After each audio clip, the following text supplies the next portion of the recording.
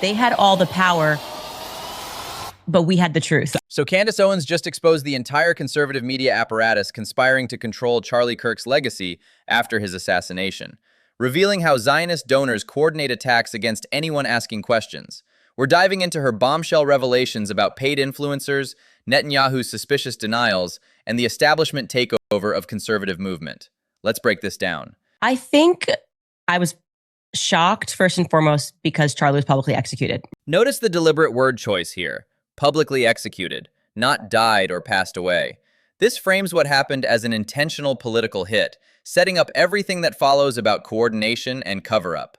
The language matters when you're building a conspiracy case. So there were so many layers of my shock at the actual event, then the shock at how swiftly the people closest to him lied about where he was at in his perspectives. The key word is swiftly, within hours, not days. People closest to Kirk were already spinning a narrative. That level of coordination doesn't happen organically. Someone had talking points ready to go before the body was cold. I couldn't even process why that was happening, while also trying to understand suddenly why Susie Wiles is eulogizing him. What's this about? I don't understand. Susie Wiles is Trump's current chief of staff, the ultimate establishment insider. Her immediately stepping in to eulogize Kirk signals this wasn't organic grief, but orchestrated political theater to control the message and claim ownership of his legacy. And I was shocked at the people who pretended to be his friends. I mean, it was like upside down land. It was people that tried to stop Charlie from rising, suddenly stepping in and saying, this is what we have to do. This is what his legacy is. This reveals the classic establishment playbook.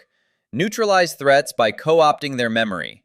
The same people who blocked Kirk's rise suddenly become his closest friends to control how he's remembered and what his movement becomes. So that's when I recognized immediately that there was a conspiracy here, because there is no reason. Of course, I was shocked by Bibi Netanyahu coming out right away and saying, I didn't kill him. Like, that totally makes you look not guilty. Netanyahu's unprompted denial follows the classic guilty party pattern, answering questions nobody asked. It's the political equivalent of, I definitely wasn't at that location on that date, when no one mentioned a location or date. And once that happened, I realized that it was going to be a fight against Zionists, full stop. Like, I think I realized that was, this was going to be a fight against Zionists because they wanted the ghost of Charlie Kirk. Like, they were like, this is our ghost and we need to direct it so that there's energy behind Zionism and Israel. And that's why this fight, I think, has been so especially nasty. This exposes the strategic calculus. Kirk's death created a martyr that could energize the base, but only if properly directed towards supporting Israel. Hence the vicious attacks on anyone questioning the official narrative or Kirk's true positions. Again, I think the best reading of what happened there is who wanted JFK dead the most. Again, a lot of people said Israel wanted JFK dead. I'd love to hear that argument. But definitely Lyndon Baines Johnson and parts of our own government, and the Cubans wanted him dead. And who actually made it happen? There were like 15 or 20 things that happened that day that were inexcusable. They changed the parade route. He rode in an open-air convertible. LBJ decided not to ride alongside of him. The vehicle slowed down right when it went by the Texas School Book Depository. A lot there, right? And then, again, I think that all of us are smarter to believe that it was simply Lee Harvey Oswald. The more important question is not, oh, who did it? We have to first acknowledge it that more than one person did it. Yeah. Once we acknowledge that more than one person did it, then we can expose our government to have lied to us about the JFK assassination, which then I think will sober a lot of us about trusting the government in the future. The irony is devastating. Kirk himself questioned the JFK assassination and warned about government lies, yet his own defenders demand blind faith in official stories. They're violating everything he stood for while claiming to honor him. Because I learned during COVID. I learned when they told us that it came from a bat in the Himalayas. I learned when they told us the vaccine was safe and effective. I learned when they told us that ivermectin was horse paste, that you better keep asking questions because it's the only thing that keeps us free. Perfect consistency check. Kirk taught people to question COVID narratives, bat origins, and vaccine safety. But now questioning his death is somehow off limits? That's not honoring his legacy. It's betraying his core message about skepticism. I do, and it's very clear where that line is being drawn. Find somebody who has, ignored Gaza being bombed. Find somebody who will call Candace a demon, but has never once called Bibi Netanyahu a demon, and you will find that same person trying to protect the Charlie Kirk narrative. This test reveals controlled opposition perfectly. Find someone who will attack fellow conservatives but never criticize Israel's actions. Those same people mysteriously appear defending the official Kirk narrative. Follow the money, find the coordination. I don't think there's ever been a situation where things are less clear, and they are using the exact same psychological tactics that they used during BLM to shut down any inquiry about the George Floyd thing. I mean, that was kind of my first video that went globally viral, was when I poked holes in the George Floyd story. Same psychological warfare playbook across different events.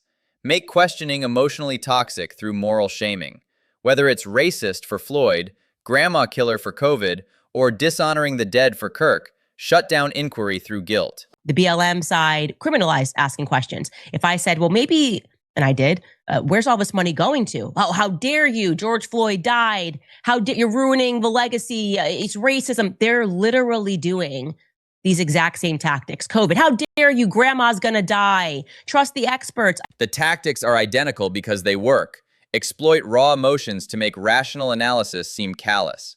Create a moral framework where asking questions becomes a character flaw rather than intellectual responsibility. And to hear this part of the conversation, which was so elitist, where Glenn is saying basically people don't understand how the law works.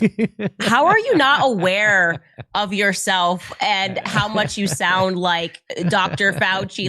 Trust the experts. The trust the experts line from Glenn Beck is peak hypocrisy.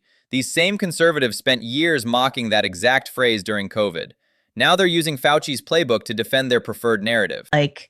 It's so crappy. And the reality is that Turning Point USA wasn't built on this idea of experts and elitism, and it won't survive if it keeps continuing down this path.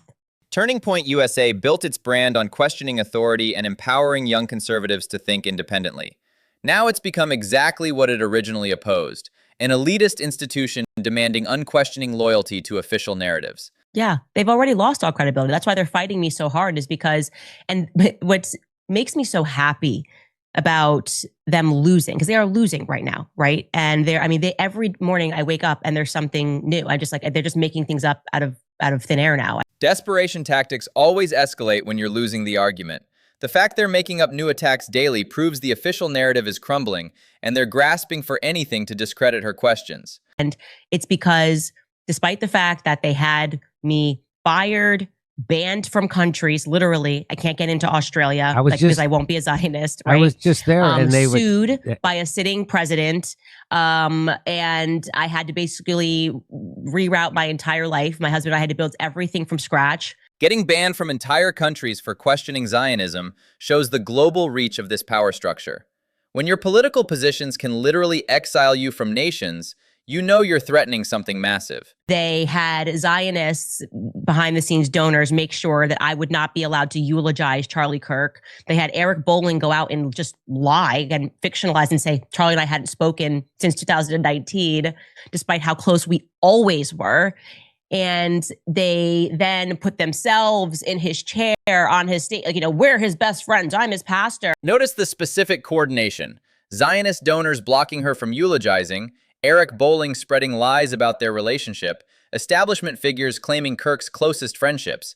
This level of narrative control requires serious organization and money. So they had all the money, they had all the donors, they have CBS News, they have the mainstream media, they had all the power, but we had the truth. And truth is the only real power. And so it is a lesson for them, and it does make all of them look inauthentic. Truth versus institutional power.